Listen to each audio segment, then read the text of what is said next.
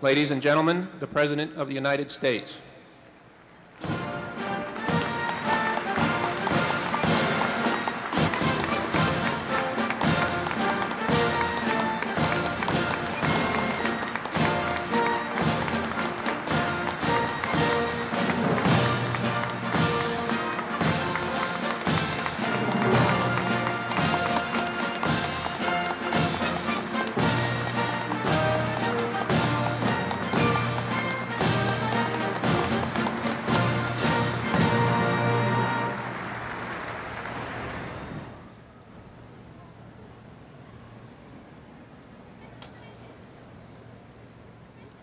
United States Marine Corps, and please remain standing for the presentation of the colors by the United States Marine Corps Color Guard and for the playing of our national anthem by the United States Marine Band.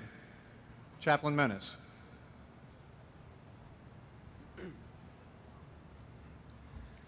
Let us bow our heads in prayer.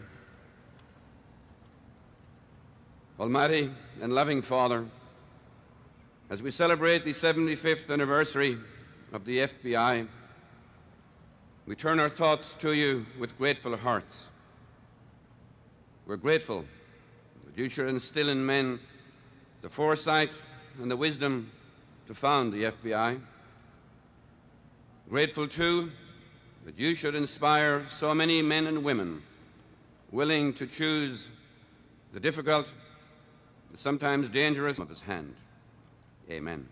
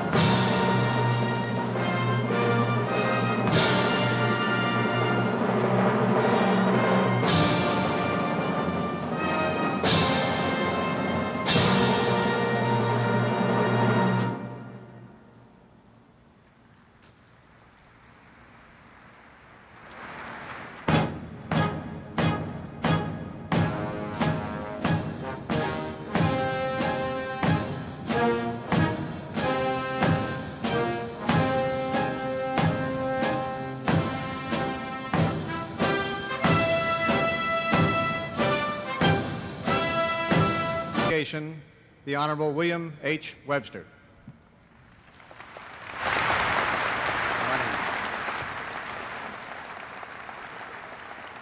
Thank you. Morning. Mr. President, Attorney General Smith, Director Casey, members of the FBI family, isn't this a beautiful day for the FBI?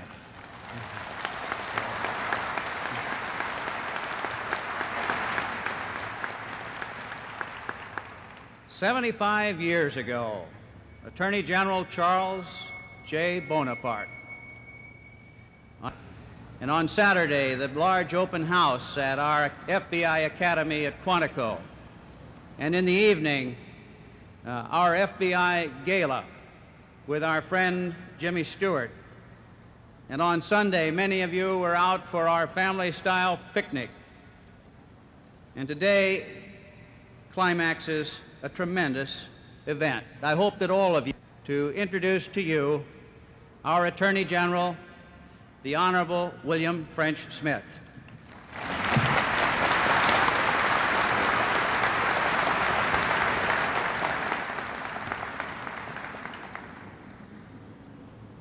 Thank you very much, Judge Webster, President Reagan, distinguished guests. The creation of the investigative arm of the Department of Justice on July 26, 1908 was accomplished without much fanfare. The Federal Bureau of Investigation at the forefront of personnel of the FBI have always effected. In the 20s and 30s, they combated John Dillinger in Ma Barker. They countered act. In fact, it continues very much, and indeed, to present to you the President of the United States.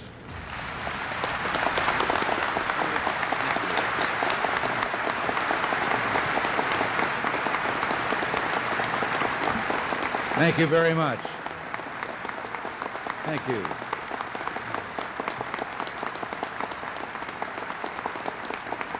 Thank you.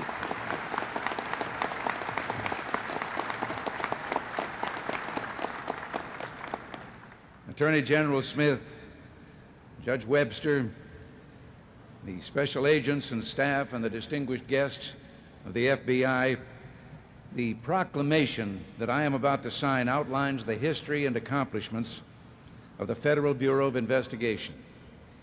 Believe me, it makes for impressive reading. But I couldn't help thinking this morning that no document or official history of the exploits of the men and women of the FBI could ever really capture what the Bureau, what the letters FBI themselves mean to the people whose way of life you were sworn to serve and protect. To the American people, you're a legend, and that is rightfully so. FBI agents have always been thought of as a cut above the ordinary, as law enforcement agents whose dedication and professionalism make them a first line of defense against mobsters, spies, corrupt officials, and other professional wrongdoers who prey on the innocent and undermine the moral foundations of our society. The personal qualities of the special agents of the FBI have made the Bureau the most corruption-free institution in the history of law enforcement, and one of the most modern and advanced agencies of its kind in the world. Recently, we've passed through a painful era in American history when it seemed that many of our proudest values and most important institutions were called into question. It's my personal belief that as mindless and destructive as some of the criticism was, its final result has been not only a reaffirmation of those institutions and those values, but a new and greater understanding and appreciation for their usefulness and their meaning. The FBI will continue to look to the future, to use the latest and most sophisticated techniques to fight organized crime, white-collar crime, terrorism, in short, to do what needs to be done to protect the law-abiding people of the United States. Today, under Judge Webster's leadership, the FBI takes on great new challenges. For the first time, you are involved in the investigation of narcotics and dangerous drugs trade, and already you have brought to this endeavor the kind of expertise and skill that we've come to expect of you. You also face the threat of increased KGB and other hostile intelligence activities. The challenge of crime today in America is a grave one. As you know, upon entering office, this administration addressed itself immediately to the economic crisis that we were facing at that time, as well as to the dangerous decline that had taken place in our nation's national security and military strength. Yet even while we worked on these difficult problems, we still kept work on the nation's crime problem foremost in our minds. Last year, when I announced at the Justice Department our 8-point program for attacking this problem, I was pleased to be able to announce a very sizable expansion of Justice Department personnel, including for the first time in many years, additional agents for the FBI. We're now moving forward with other elements of the crime program, and we're doing so methodically and carefully, but with one goal in mind. The recent increase in the drug trade, which has led to your new role in this battle, is really a reflection of an even deeper problem: the criminal networks and syndicates that have been tolerated in America for too long. I can only repeat to you that we're going after organized crime, root and branch. Our goal is to break the power of the mob in America, and nothing short of it. We mean to end their profits, imprison their members, and cripple their organization. The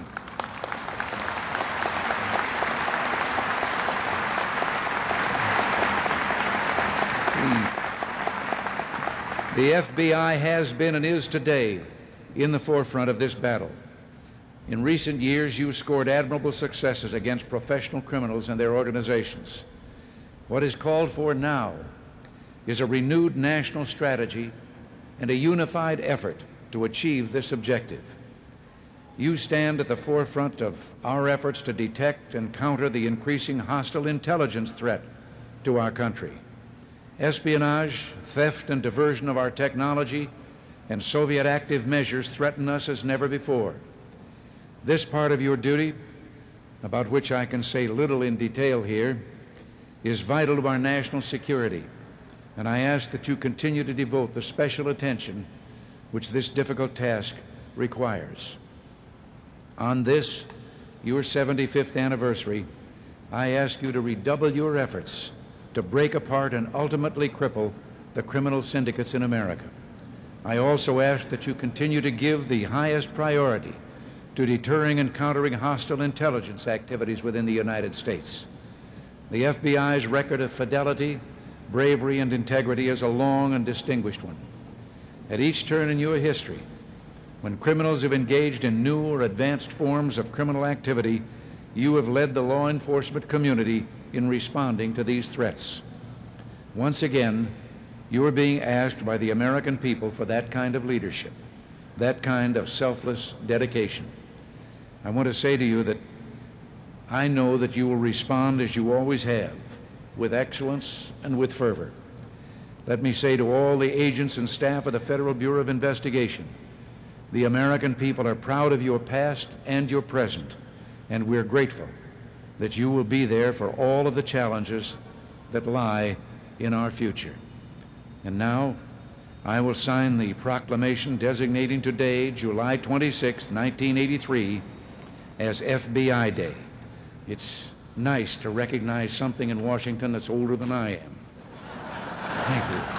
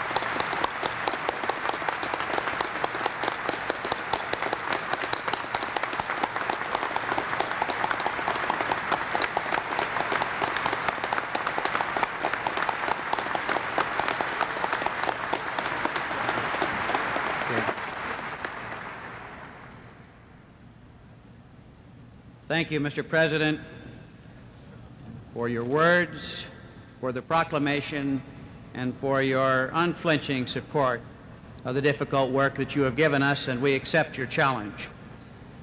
Mr. President, both you and the Attorney General referred to our motto, fidelity, bravery, and integrity, which incidentally is our badge.